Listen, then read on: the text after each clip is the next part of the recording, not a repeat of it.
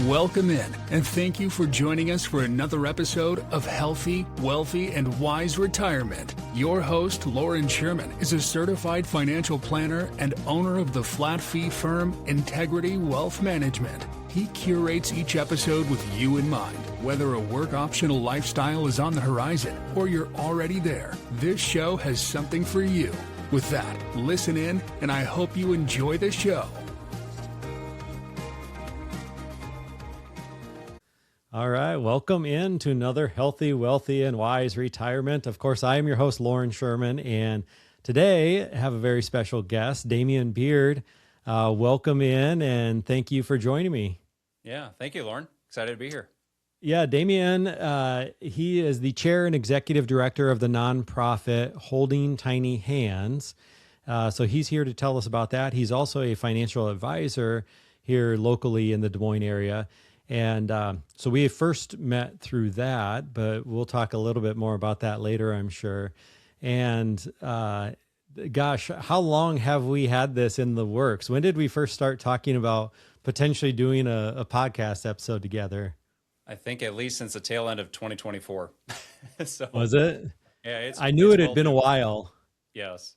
I knew it had been a while, and then life gets busy, and you've had stuff going on, I've had stuff going on, and we're finally able to match up our schedules. So, yeah, thank you so much for joining me today. And I guess maybe I'll kind of turn it over to you. Where do you want to start? It sounds like you have a very personal story that relates to holding tiny hands, and maybe that's a good place to start. Yeah. Well, first and foremost, again, Loren, thanks for allowing me to be here and talk to your audience. I'd say the story starts off many, many years ago. In fact, all the way back to 2010 is when my wife and I started dating. In high school, we were sophomores and became high school sweethearts that graduated, and then shortly thereafter got married. I'd actually just turned 21, and a week later, we were married. She was still 20. Oh, wow. So, yeah, very young. And we were living in North Iowa at the time by Clear Lake, small town of Ventura, Iowa. And from there, after going through a couple of years of college there at the community college, we moved down to Des Moines.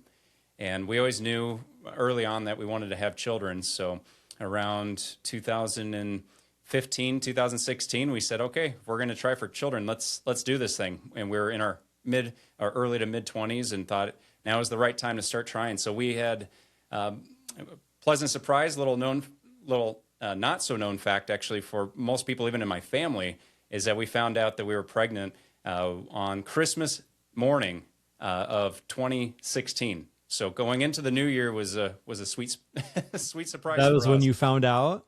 Yeah. Christmas that's morning. A cool Christmas gift. Yeah, absolutely. And as we turned the corner into 2017, we started doing what all expectant parents, I think, do. You Google and figure out what it is we need to do to prepare to be new parents. And we looked at some community resources. One of the hospitals was offering baby classes you could go to and just preparing for what that event would look like. And also when you bring baby home, what to expect. So we went through all of those classes. I learned how to change diapers, using dolls and got pretty good at it, at least what I thought I was. But the one class through all of that I did not go through, and maybe I just missed it, was if you had a preterm baby. And what that would look like if you had what's called a NICU stay, or the neonatal intensive care unit. And missing out on that class, we had kind of a wake-up call because it was about the middle of the second trimester where my wife went into preterm labor, and our daughter was born at 25 weeks and 2 days. And so that was not exactly what we were expecting as first-time parents, but thankfully we had amazing medical staff. Ellie was born early in the morning on that day. We had actually just closed on our house a few days beforehand. So that morning, before she was born, my wife was actually painting walls and said, I'm just not feeling well. We called the medical provider and they said, well, why don't you go in and just get checked out, make sure things are going okay? And went down to the hospital. It was within maybe 10 to 15 minutes. They said, we're sorry, but you're not leaving. you're gonna deliver within 24 hours. Wow. And so, yeah, it was a shock we were not expected for. But anyway, it was I'm kind of highlighting here, but after Ellie was born, she was immediately taken to the NICU unit. We were at Mercy downtown here in Des Moines, Iowa. And within a few moments of her birth, they had oxygen on her. They were intubating her. They were poking and pricking and, inserting IVs and all that good stuff that they had to do. But once she was in the actual NICU unit, they brought me up. My wife was still in recovery. And I'll never forget seeing her, just this really, really small baby. I mean, really, when you think about a baby being born full term, that's the image that I had in my mind that I would see. But in fact, it's just this little fetus in a way, almost kind of alien looking, if you will. Yeah. But that's quite the start of your day to where you are 24, 48 hours later. Yes. Yeah, and from that moment, it just started a 3-month process. Ellie was in the NICU for a total of 96 days. There was lots of ups and downs throughout that time. We had results that had come back, one in which, when they did a brain scan, they said that she had a bilateral grade 4 brain bleed, the worst of the worst that you could have. And the diagnosis wasn't a good result. They said to us, we're not sure if she'll walk, we don't know if she'll talk, and we certainly don't know if she'll be eating. And so we just prepared for the worst. Thankfully, we had our church that had come around us. By this point, there were emails and notifications sent out within our church community. Of course, family and friends, that sort of thing, reached out to us to pray over our family. And I'll tell you, by the end of that 96 days, it felt like we had been through a war zone. I mean, just physically and mentally.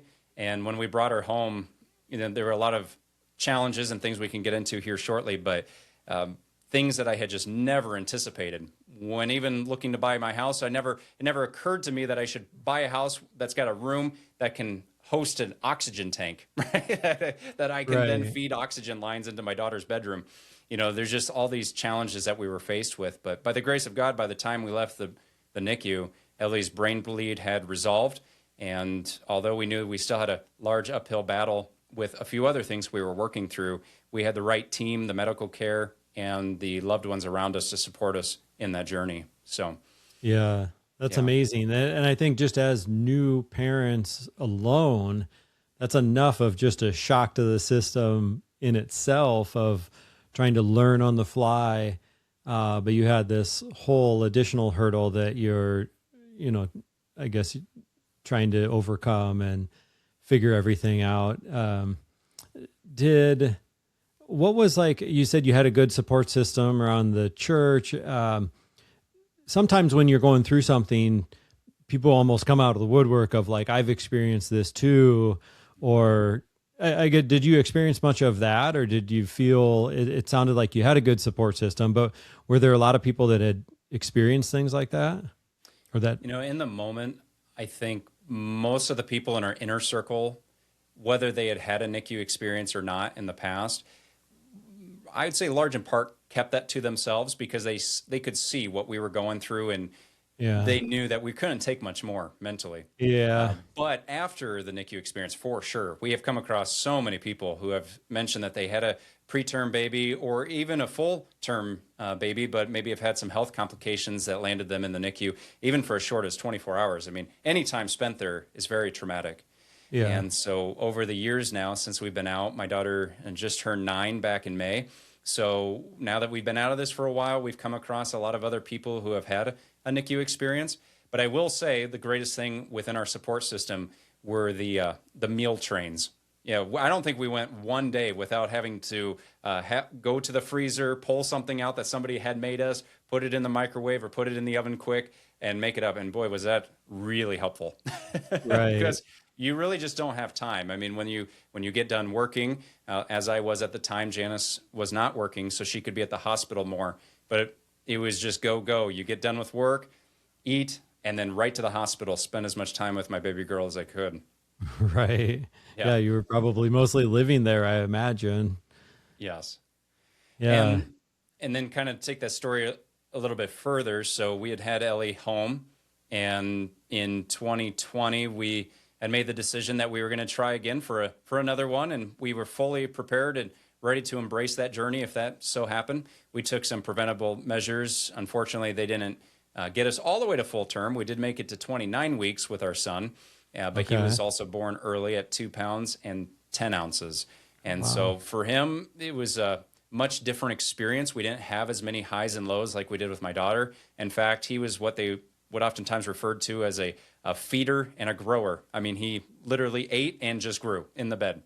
So it was a much more pleasant experience. But even through that, though, we met a lot of families that were first timers that we could come around and talk with and let them know that they've got the support system right then and there for the baby. But it was more about trying to give them support as the parents, because that's really kind of the missing part that we'll get into this with Holding Tiny Hands, but that's where we come in as an organization to help support the parents and to make their day a little bit better, because you don't have the nursing staff coming to you. They're working on your baby. Yeah. Yeah, that's interesting. So I imagine you learned a lot from the feedback from your wife too, of her experience was totally unique to her too, on top of everything that you were experiencing. Gosh, I just can't imagine going through that as parents. And I think the hardest part a lot of us have to deal with in life in general is just things that we have no control over. And I'm sure you probably experienced a lot of that. And maybe those are the times when you can, I guess, give up that control. There's a lot of growth that can happen in that space too. Oh, for sure. Yeah. And that's, again, going back to the church community. Without our faith, I don't know where we would have been, because you're navigating some really dark times where you don't know minute to minute, even in some of those scenarios with a lot of these babies that are born, what's going to happen. A lot of times, and we'll get into financial planning here shortly and more about my background there. But oftentimes those conversations, we're talking about goals for the next 1 to 3 years or 5 years or 10 years and that sort of thing. And here we're talking about making it from day to day, literally hour to hour. What happened this hour? What happens next hour? Am I doing okay? Do I need some support? Where am I going? And so it just becomes a lot on a lot smaller scale, so to speak, as far as your time horizon, and just trying to make sure that your little boy or little girl that's in there is getting of course, the resources that they need, but also the resources that you need as a parent. Right. And so, there's a lot to it. Puts things in perspective in a hurry, I'm sure, of what's important and maybe what can wait and what's not so important. Yes, absolutely. Yeah. Yeah. And one thing too, I'll just, toss out there, because it is going back to what you mentioned, the differences in the experience between my wife and I. That's really, really common. So my wife, she's in the moment, she's the mom. She's also providing, milk and doing these other things, trying to recover physically from the emergency C-section that she had to go through. So she's trying to take care of her body and get herself back to a spot where she can literally stand up from a chair and get to the isolette to see our children. Whereas for myself as the dad, I'm not experiencing those physical ailments, but the mental toll that it can take on you as a father, boy, there's so much that I shoved down in the moment that I also didn't deal with even 2-3 years after the NICU. And I'll tell you transparently, Loren, for all of the listeners here on the podcast, it's never too late to seek professional help. I myself had to go through some therapy sessions even within the last year to deal with things that had been resurging in my own life after being in the NICU, things that I just couldn't quite communicate how I was feeling or why I was having these different things happen in my life. But talking with a professional really helped to give me some insight and also to point out some blind spots in your life that maybe you just can't do, or maybe that a loved one can't really do because they're also processing what it is that they're going through emotionally. So highly recommend it. Yeah, no, that's helpful, because I think one of the, we always hope we don't have to go through hard times and challenges, but one of the best things that can come of that is we can teach others how to better work through those challenges as well. And I think obviously that's where you've done such a great job with Holding Tiny Hands. So if you don't mind, we'll pivot into that and you can start to share a little bit more about, I guess, let's start big picture. What is Holding Tiny Hands? Yeah, absolutely. Well, Loren, cut me off whenever we need to here, because when I get talking about Holding Tiny Hands, I get amped up and I will take all the time I can talking about the organization, the people that we serve, and what we're doing. So from a Okay. big picture, I'll just start from the beginning. Holding Tiny Hands was founded in 2010 by two moms that also had gone through the NICU experience, recognized that there was a big lack in resources to support parents and other family members that have babies that go in the NICU. And over the years, the organization has changed in its iteration of programming, different services that it provided. Just to give you an example, they had Meals for Moms and Dads, where parents could come out of the NICU unit and share a meal together, get some conversation going, and build some connection, right, with those that had previously been through the NICU, but also families that are currently in the NICU. That's one example. The second example is the Holding Tiny Hands for the longest time has been providing these parent support bags, which is kind of a gift bag, if you will, full of different items, whether it's a toothbrush or, believe it or not, something you might want any given morning when you're there with your baby is a pack of gum, something to chew, maybe a snack, a bottle of water, things like that. And also booklets or journals, ways to be able to write down from day-to-day different events or milestones that your child has gone through. And so over the years, the programming, again, has changed. Those are just a couple examples. There was many others that they've done. But Bob and Susan Selby, they were the latest directors of Holding Tiny Hands, and in the fall of 2023, I believe it was, they had made the announcement that Holding Tiny Hands was dissolving and would no longer be here to serve families. Well, my wife and I, we had already been talking about getting involved somehow because we wanted to give back and be a blessing to other people in their lives as they go through the NICU. So we reached out to Bob and Susan. After several conversations and working through all the legalities, we were able to take on as directors of Holding Tiny Hands. And so that was the summer of 2024 is when everything was officially changed over, and we were able to hit the ground running. But one of the things that we knew going into operating with Holding Tiny Hands is we wanted to really reevaluate where the organization was, where the programming was, and where the greatest need is for families.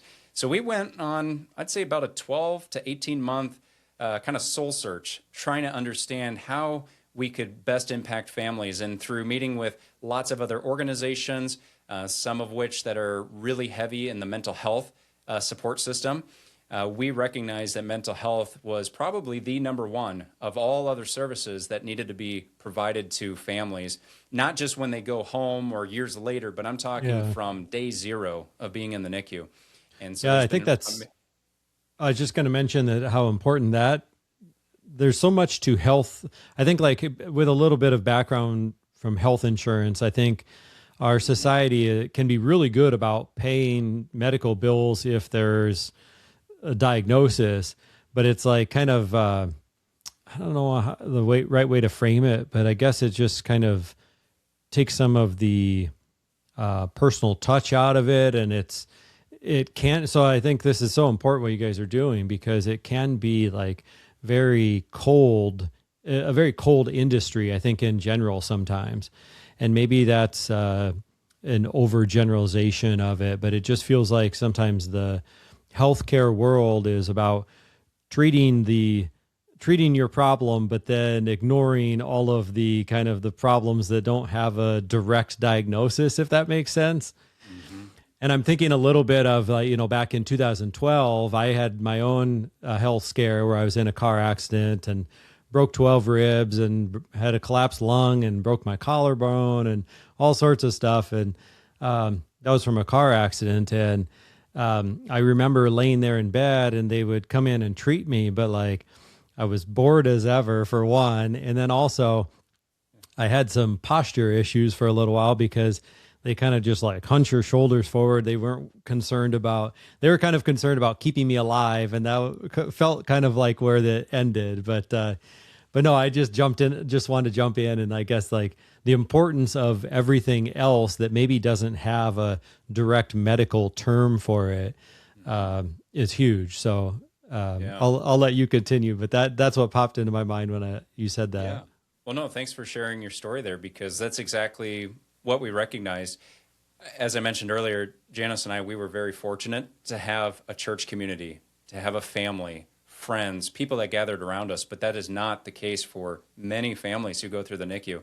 And so what we've recognized is getting to a point, big picture, what we would love to do is implement a program that will ultimately provide those mental health services to families, again, from day zero when they enter the NICU.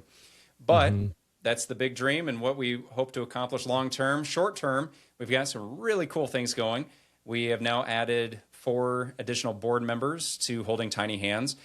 We have, in the overarching theme of our programming, we have the supplies program where we provide quilts, or what we call isolate covers, that go over the beds in which the babies are housed in.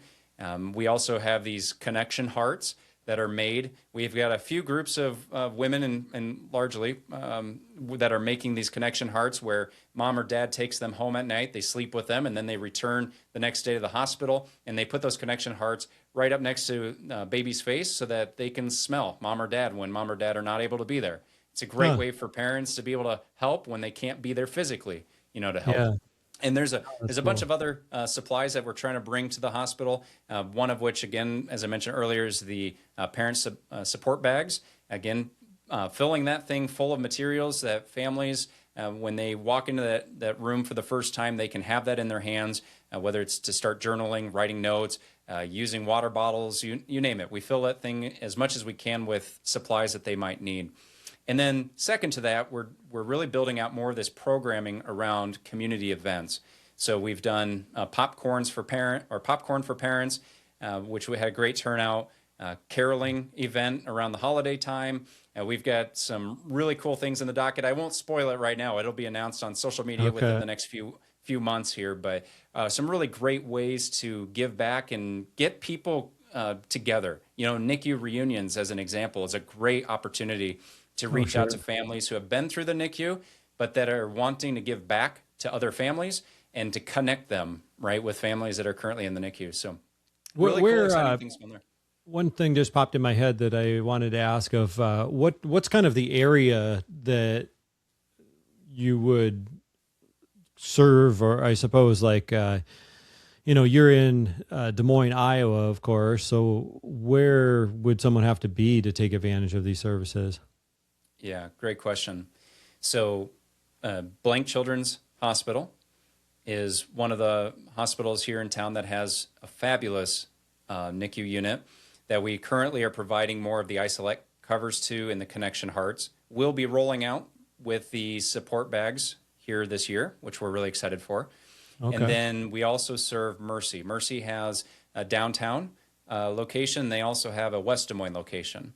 And so there's different beds there that they serve families, and there's some different criteria as far as where the babies can go. But to answer the question more broadly, there are a lot of hospital systems throughout the state of Iowa that can't support a family that has a preterm baby or just a baby with critically ill needs that needs to be in the NICU.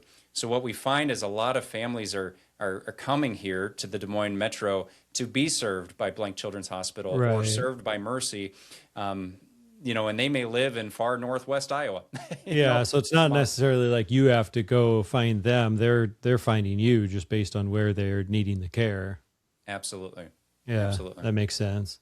You mentioned announcing things on social media too. Before I forget, where is the best place for someone to keep up to date with what's going on with Holding Tiny Hands?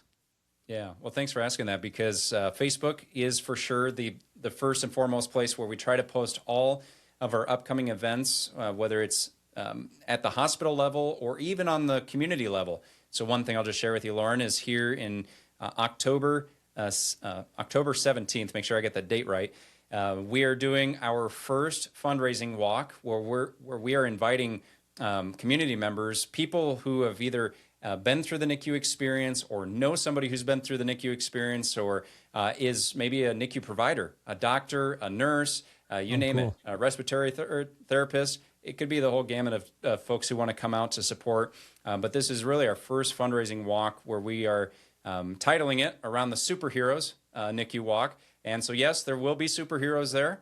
So if you want a cape, come on out. We'll put the links in the show notes here. But Facebook is the greatest place to find out what's going on in the latest. One more chance to, before we hit record, you're talking about your Toy Story outfits. One more chance to dress up there as a superhero. Yeah. Hey, Woody is a great one to dress up as. Yes. That's good. What other questions? This is a little, I guess, kind of outside of not having been through this experience. It's hard for me to even know what questions to like ask you. Are there other questions that a lot of parents who have experienced this that they ask or that would be helpful to share with them? I'd say the number one question I get is really more around, I'll put it this way. The number one question, or kind of the range of questions I get, is around their children, resources for their children. How do I make sure that when baby comes home, X, Y, and Z is covered, that I have, do I have the car seat in the right spot? Do I have, like logistically in my house, is the crib set up the right way? They think through very logically taking care of baby, which is very natural. I totally understand it. Sure. The question that I don't get very often is how can I take care of me? Or what resources are available for me? I'm struggling, whether that's something mentally that we're experiencing. Maybe it's financially that we're struggling with. Or maybe it's, we've got a partner that we're seeing some warning signs that need some support with. So the question I don't get enough is how do I take care of me and us or my partner to make sure that we are in the best frame of mind to then have the best care provided to our babies. Yeah, I could see what that. I would say to that, and anybody who asks those questions, is that there are organizations here in central Iowa, even outside of Iowa, that are open and ready to serve you. We can put some of these in the show notes, but Yeah, the one that absolutely. comes to mind in that area is Hand to Hold. They're based out of Texas. That model I talked about earlier with helping people from day zero in the hospital with mental health services, they were the organization I went and met with to have a better understanding of what it is they do, how they do it, the roadblocks and the challenges that they face and that sort of thing. Okay. But they get requests from all over the country to be paired up. And so Hand to Hold is just one example, but there are many, many other resources out there that are here and open and ready to help you as your parents to navigate some of those challenges when you bring baby home or even before you bring them home. Right. Yeah, we'll be sure to include some of those in the show notes so people can check that out. And I can see how that would very naturally be an issue because, when you have someone in the NICU, that's where all of your attention goes. So your attention's not probably looking back at yourself really. And I could see how you could neglect yourself or your partner would be an easy, I don't know if you want to call it a mistake, but it's something to easily overlook. And I imagine too, you said you were working throughout this whole process, that your mind, it's probably hard to stay focused on work through that time frame too. That was 96 days, you said? Yeah, 96 days. And then obviously the work doesn't stop right there either. So, do you have any feedback or advice as far as that goes, or maybe some of like what you learned, not to get too personal into like your story necessarily of challenges that maybe you had, but of maybe just being aware of it is step number one, it sounds like? Oh, for sure. I'd say awareness of the NICU and what that journey could look like for you is certainly something that had never been brought to my attention. So Yeah. no matter who I meet, here's what I'll tell you, Loren. My greatest piece of advice to anyone who finds out that they are expecting a child, or they have a friend who's expecting a child, or somebody else in their circle that's expecting, is from day one, go pack the hospital bag. And I truly mean that, because when you have that hospital bag, in fact, I told my sister this advice. She followed through on it, thank goodness, because she had it ready. But the hospital bag, when you have a change of clothes, toothbrush, toothpaste, whatever things in there. And this could be truly within the first month of finding out that you're expecting, and somewhere close by that you can quickly grab and run off to the hospital, because you just never know what it is that could take you to the hospital for some of these. But I could go on and on. And as far as with just best practices and things that I've learned through the experience, or that I've learned from other people's experiences, but it is very, it's very customized in that approach with the families that we work with. There's all different backgrounds as far as work conditions are concerned when they come to the table, and we're talking with them about maybe exploring through their HR department what additional resources there may be. There are different insurance considerations that thankfully the hospitals will guide you through a lot of that as well.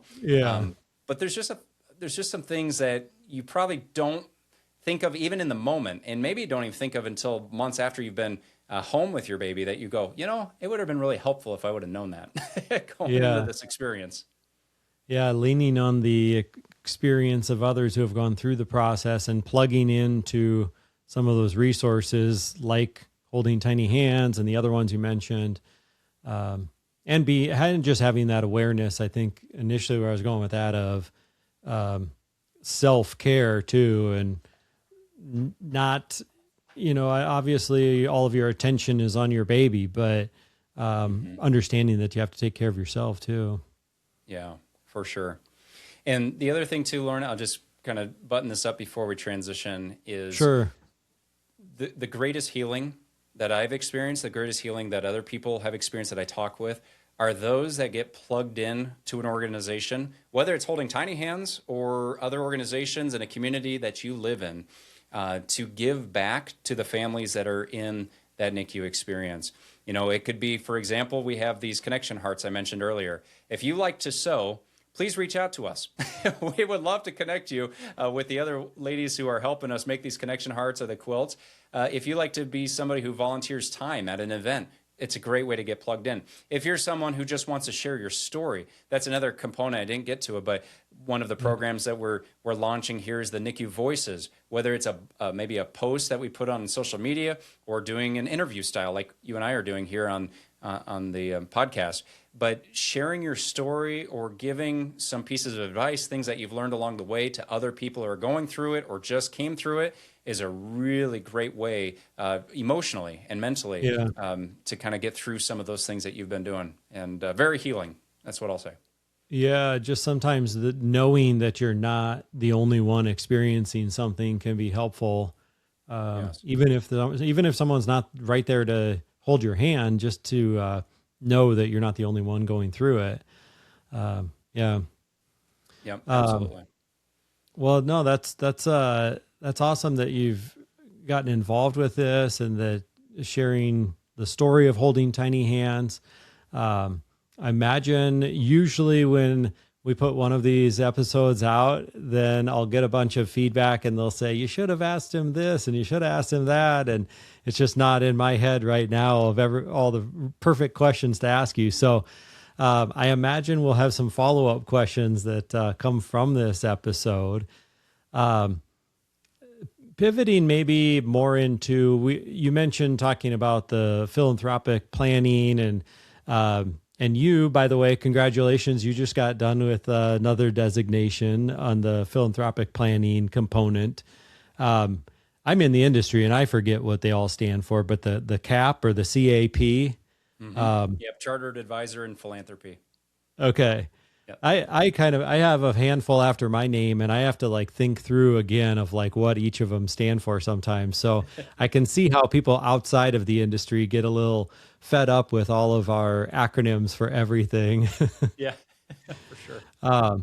So a lot of your planning as a financial advisor, of course, you're involved with Holding Tiny Hands, and then also having these conversations with clients. Tell us a little bit about maybe how you go about that. And I guess I'm not sure where to best start with that. Yeah. Well, it's interesting because before I was in the role that I am with Holding Tiny Hands, I had only been on the opposite side as an advisor, helping clients that had shared with me that they were interested in donating to charitable causes that meant a lot to them. And so I was always more on the sending side, right? Maybe we had clients who had in-kind donations that they wanted to make, stocks or other instruments that we were trying to do in-kind donations or cash donations or you name it, donor advised funds to help fund the giving that they wanted to give to these organizations. So I was always on the sending side.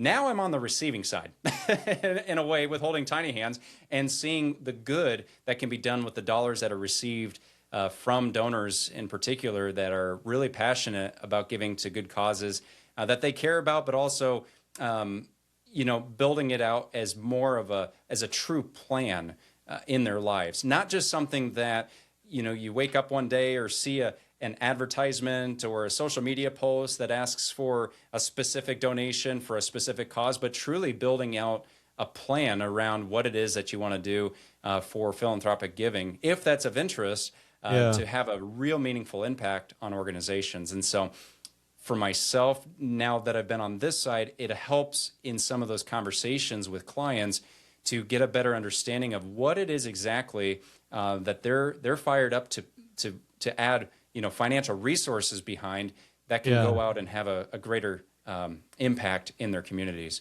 So we could take this conversation many different ways, but I think from a high level overview, I can see it on both sides. There's a lot of strategies here, but I think going back to your question around where does that start? Oftentimes it starts in those client meetings, just openly asking the question, is philanthropic giving something of interest to you? It's part of our services and something that we do, and we would love to assist you if it is. And most clients will say, yes, this is actually something I've had on the top of my mind, or no, I haven't thought about it, but I'm interested to learn more, or no, not right now. I'm not that interested. So you can get many different responses.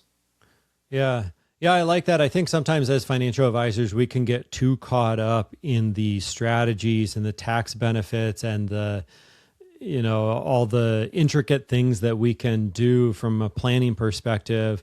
And we forget to even ask some of the basic questions of what's most important to you? What are you passionate about? What do you value? And I have one form. I can't remember if I shared this with you before or not, but it's really simple. I didn't come up with it. It was from George Kinder. He asked these 3 questions. I just went through this on a Zoom meeting with a client right before we hopped on and hit record, so it's fresh in my mind. But it's just 3 simple questions. The first one is basically if you woke up tomorrow morning and there was an extra 0 or 2 in your account and you had more money than you knew what to do with, how would that change the way you spend your time, the way you spend your money, the way you look at the world? What would you do different than what you do now? And I think sometimes, we tend to work with the nature of our industry is that we tend to work with clients on the higher end of wealth. And I think sometimes people have it in their mind that they need such a bigger number, a bigger pile of money to accomplish some of what they want, when in reality, such as like travel or these extravagant vacations, people who vacation, they're typically not vacationing every single week of the year. Take a couple of vacations in a year and they might look at the cost of that, and it's really doable based on their portfolio size. So sometimes I've heard that if I had more wealth, I would do so much more travel, and they don't necessarily realize that they have plenty already. But the second question, so moving on to George Kinder's second question is, now the doctor tells you have 5 years left to live. You're going to be healthy through that point, but then that's it. That's your end date. If you somehow knew that, how would that change how you spend your time, how you spend your wealth? How would that change the way you look at the world? And then the third question is much more reflective. Now, doctor's saying, all right, you have 24 hours left. Now we don't have that forward vision of how we want to spend time and money. We're looking backwards and saying, what did we do right? What would we maybe do a little bit differently? What are we most proud of? What values did we pass on and things like that? And And I think it really gets people to think through their deepest values when we kind of force that upon them. And for me, when I first started doing this, it felt a little kind of like foo-foo, like fluffy, like I'm going to send this form with them. They probably won't even fill it out. Now, we are much more intentional about it, probably because I'm more intentional about it. And it's some of our best conversations have come from just those 3 questions. And it's pretty cool that sometimes if it's spouse, husband, and wife sitting there, they're learning about each other as we have the conversation too. So that part's pretty cool as well. But I just thought I'd share that because I think sometimes, you get so busy in your day to day and doing the next thing on your to-do list and doing the next thing that we sometimes don't have time, or we tell ourselves we don't have time to take a step back and think through the bigger picture of what are we trying to accomplish in this world, and where do our values align? Yes, absolutely. And I couldn't agree with you more. Those are really 3 great questions to be asked. And even for us as planners, I think to ask ourselves those questions oftentimes would be a good service of things that we want to, accomplish, or causes that we want to give to, and that sort of thing. And the other thing too that I've come to realize with this, Loren, is, and this kind of goes to another designation we haven't talked about yet here in the interview, but I know that you have the Certified Kingdom Advisor designation, as do I. And for those who are faith-based or, followers of Christ, through this training and instruction, we really look at it more as, God owns everything, and we are stewards of the resources that are at our disposal. And going to one of the things you mentioned there, tying it into is that fear that tends to creep in, whether you're a faith-based person or not. I think there's some level of fear of running out of money, fear of losing control if I give up some of this financial resources that I have. And as we learn through the training, and as I've had now countless times in conversations with clients, and what I've experienced for those who have been able to work through what it is that they want to give to some of these organizations, is the best way to relinquish that feeling of control is to truly open the hand and give some of it away. And it breaks the bondage, so to speak, as far as of those fears and those thoughts that are on us, and that life will be okay, I promise. Right. Now, disclaimer, work with your financial professional, like Loren, like myself, like our firm, because it could go the other way. You don't want to give away everything and then you don't have anything to live on. That's a different conversation for a different time. But with that being said, is speaking directly to those that have a real fear of control, again, being on this side of things now with Holding Tiny Hands and all the amazing organizations that I've come into contact with, whether it's the organizations that are helping in the healthcare system or outside of the healthcare system.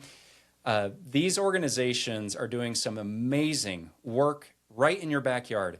Oftentimes, we don't even know it. And every dollar that goes to these organizations really is the lifeblood for them to be able to provide those services to those people. And so you just never really know what amazing impact your financial resources can have. And oftentimes, the happiest people that come back to me, especially planning clients, are those that say, I gave some money over here.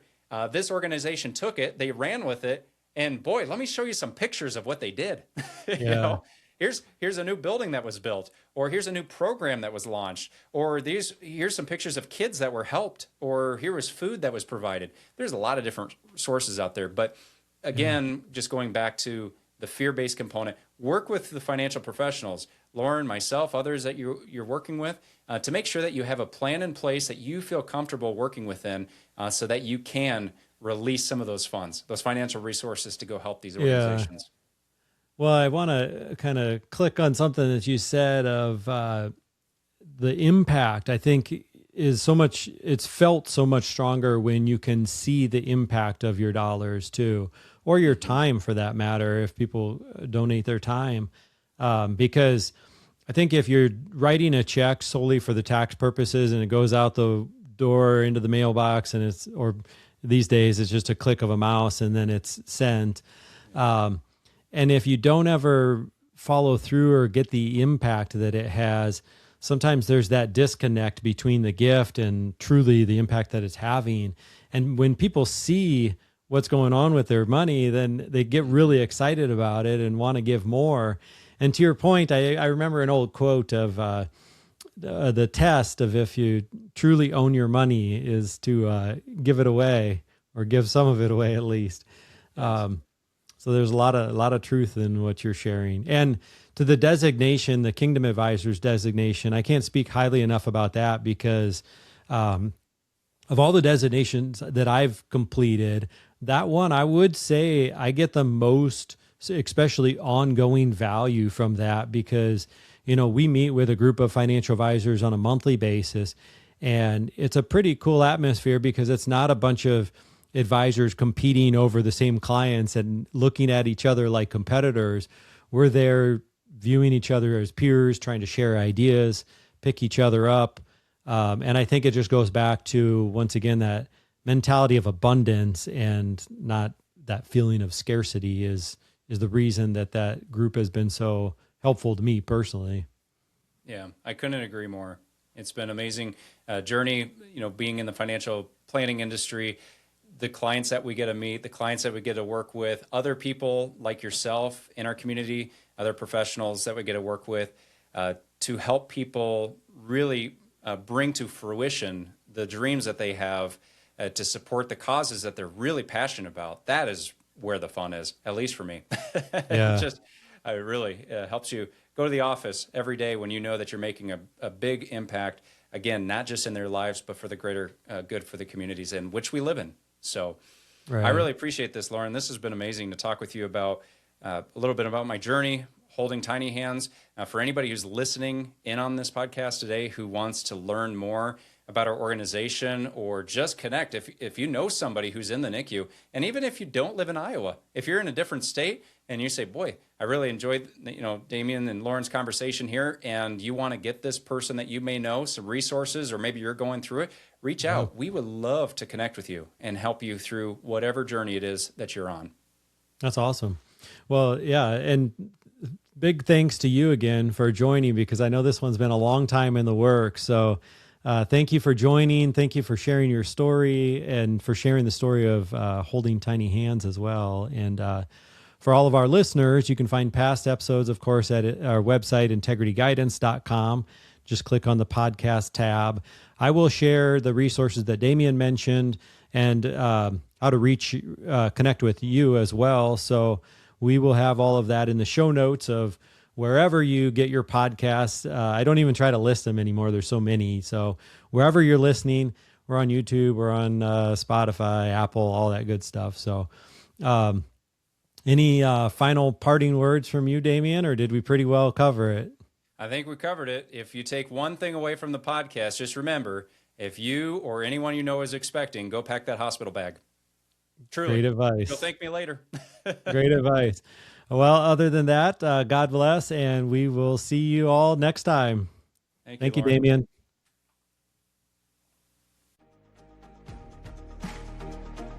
Thank you for listening in and supporting this show. And if you have a moment, we'd love a 5-star review to help this podcast reach even more listeners. Also, this show thrives on feedback from its audience. So if you have any topics you'd like to hear covered, or have anyone specific you'd like to see join the show, please email your recommendations to our address, hello@integrityguidance.com. That's hello@integrityguidance.com. We review every email that comes in, and we will do our best to include any recommendations you have for us. Thanks again, and be sure to follow our show so you don't miss an episode. This podcast is for entertainment and informational purposes only, and is not intended as specific tax, legal, or investment advice. Loren Sherman is a certified financial planner and owner of Integrity Wealth Management, a flat-fee firm which serves pre-retirees and retirees in search of their own work optional lifestyle.